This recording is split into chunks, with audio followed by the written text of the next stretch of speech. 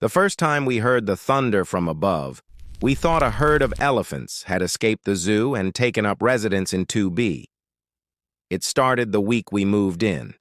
Every night, like clockwork, between 7 and 10, the ceiling would explode with the sound of running, jumping, and what I can only describe as professional-grade stomping. Weekends kicked off with the same symphony at 8 a.m. sharp. We'd lie in bed, staring at the vibrating light fixture, whispering, "They're just kids. We were kids once." But after a month of sleepless nights and jangled nerves, a new, ugly thought started to form. The stomping had a rhythm to it, a pattern. It was a little too perfect, a little too intentional. We started to wonder if the main culprit wasn't the children at all, but the mother, Brenda, a woman whose smile never quite reached her eyes.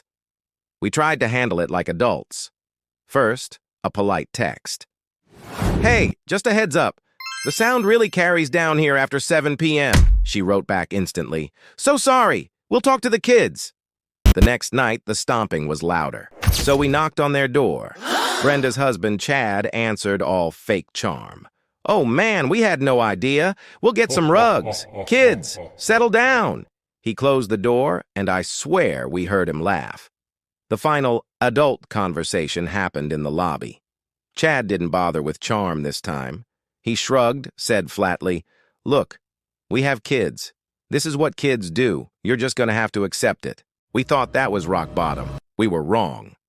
The real show happened last Tuesday. We were coming home after a long, exhausting day, desperate for quiet.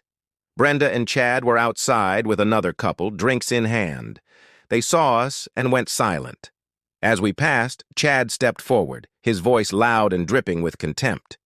"You got a problem with how we live?" he sneered. "Then here's a solution. If you don't like it, you can just fuck off and don't live here." The air went out of me.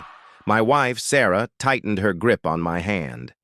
Then Brenda chimed in, her voice sharp and nasty. "Why don't you just call the police? Go on, see what happens." Sarah, calm as always, met Chad's glare with steel in her voice. "It's not your place to tell us where we can and can't live. We have every right to be here and to expect a reasonable amount of peace." We walked away, their laughter chasing us inside. That was the last straw. We went nuclear.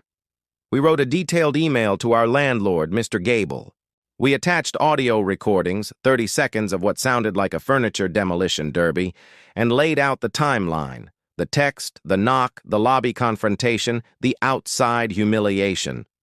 We ended with Chad's fuck off directive. Then we waited. 3 days. Nothing. On Friday, I was taking out the trash when I saw Chad leaning over his balcony, smirking.